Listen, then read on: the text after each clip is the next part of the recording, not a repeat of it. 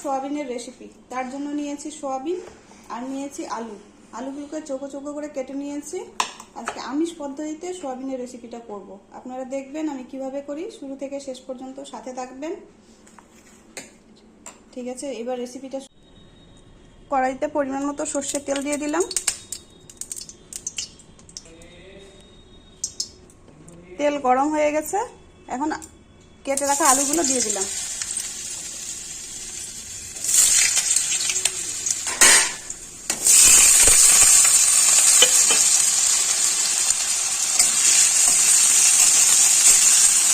আলুগুলো সুন্দর করে লাল লাল করে ভেজে নিব।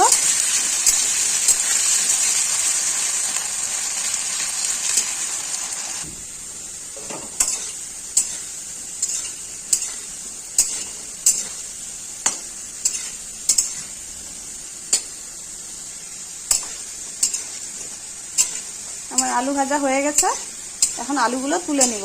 দেখতেই পাচ্ছেন কত সুন্দর করে ভেজে নিয়েছি।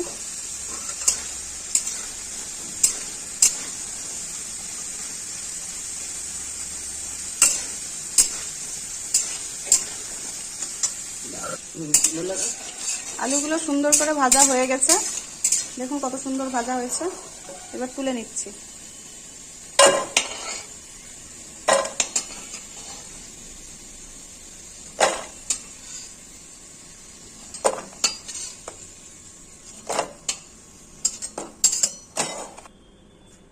এখন ফোড়নে দিয়ে দিচ্ছি একটা গোটা শুকনো লঙ্কা,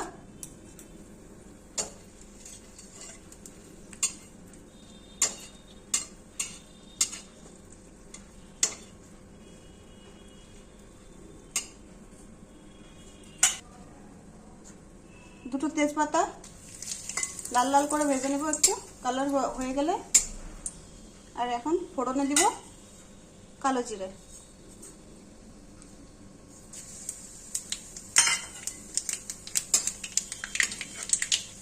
সুন্দর করে ফুটে উঠেছে কালো জিরেগুলো। এখন দিয়ে দিব এই যে কুচানো পেঁয়াজ, একদম কুচিয়ে নিয়েছি ছোট ছোট করে।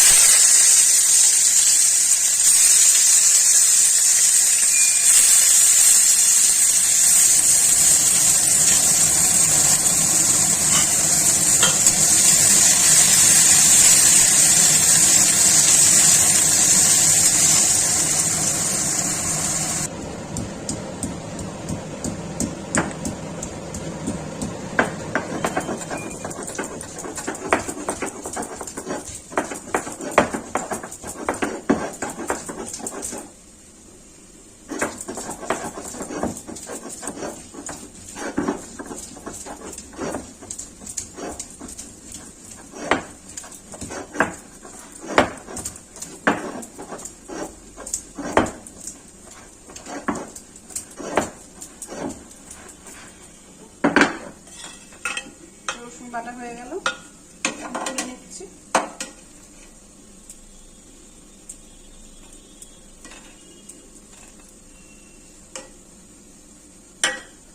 এখন পেঁয়াজগুলো সুন্দর করে লাল লাল করে ভেজে নিচ্ছি।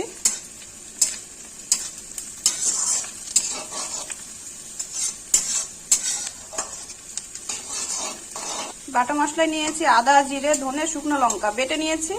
এখন পেঁয়াজ ভাজার মধ্যে দিয়ে দিব। এখন বেটে রাখা মশলাটা দিয়ে দিলাম। বাটি ধোয়া জলটুকু দিয়ে দিলাম। পরিমাণ মতো হলুদ আর স্বাদ মতো লবণ দিয়ে দিলাম। এখন মশলাটা সুন্দর করে কষিয়ে নিব। এখন সুন্দর করে কষানো হচ্ছে, মশলা থেকে অল্প অল্প করে তেলও ছাড়ছে।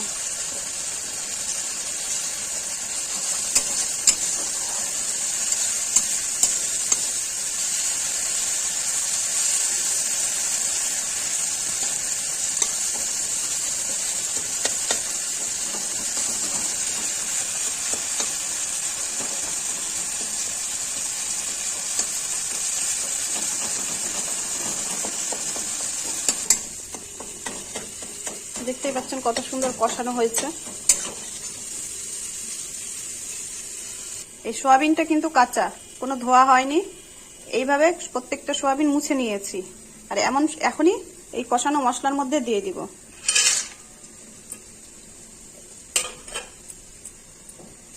আর সামান্য একটু জল দিয়ে দিলাম।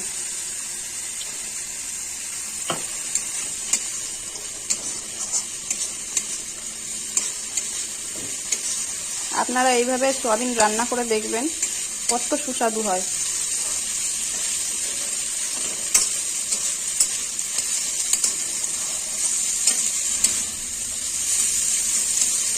সোয়াবিন ধুয়ে রান্না করলে সোয়াবিনের মধ্যে জলীয় ভাব চলে আসে, কিন্তু এইভাবে রান্না করলে মনে হবে মাংস খাচ্ছি।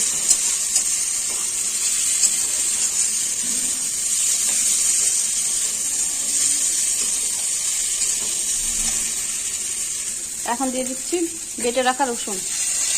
রসুন বেটে নিয়েছি।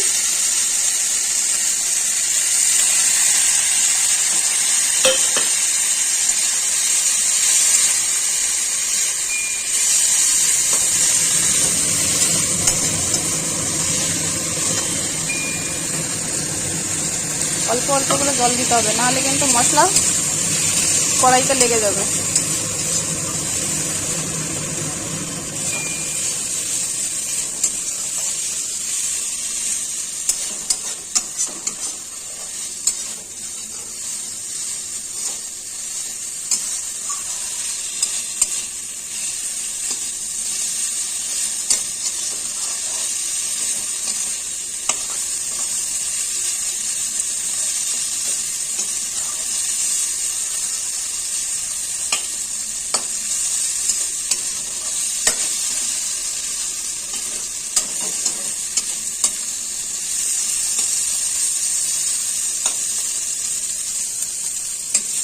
খুব সুন্দর সেন্ট বেরিয়েছে।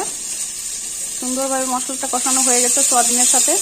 দেখে বুঝতেই পারছেন কত সুন্দরভাবে কষানো হয়েছে। সোয়াবিনের মধ্যে কিন্তু মশলার সম্পূর্ণ ফ্লেভার ঢুকে গেছে।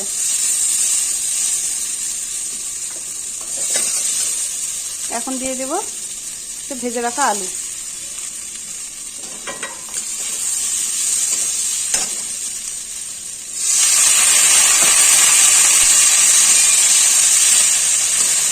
আলুর সাথে সুন্দরভাবে কষিয়ে নিব। আলু আর সোয়াবিন মশলার সাথে কষানো হয়ে গেছে। এখন পরিমাণ মতো জল দিয়ে দেব।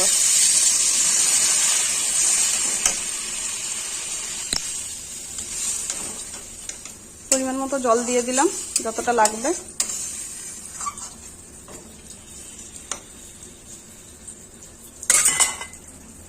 এখন ঢেকে দিলাম যেন আলু তাড়াতাড়ি সেদ্ধ হয়ে যায়।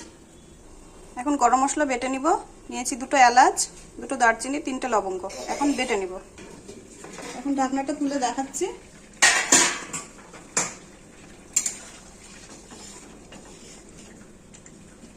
আলু এবং সোয়াবিন সুন্দরভাবে সেদ্ধ হয়ে গেছে। এখন দিয়ে দিব বেটে রাখা গরম মশলা।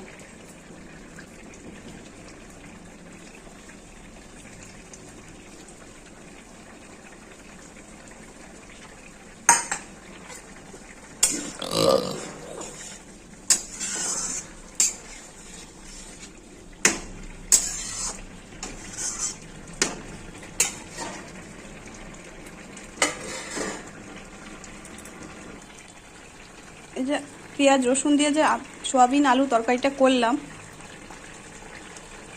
আমার এখন রেডি। এখন গ্যাসটা অফ করে দেব। আর খুব সুন্দর সেন্ট বেরিয়েছে, খুবই সুন্দর। আপনারা অবশ্যই এইভাবে ট্রাই করে দেখবেন। এখন চলো বন্ধুরা, গ্যাসটা অফ করে দিই আর কড়াই থেকে তরকারিটা নামিয়ে নিই।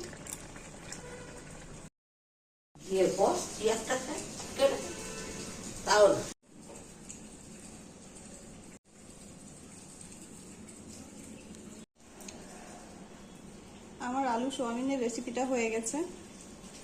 আপনারা দেখলেন আমি কিভাবে করলাম। এইভাবে একবার অবশ্যই ট্রাই করে দেখবেন।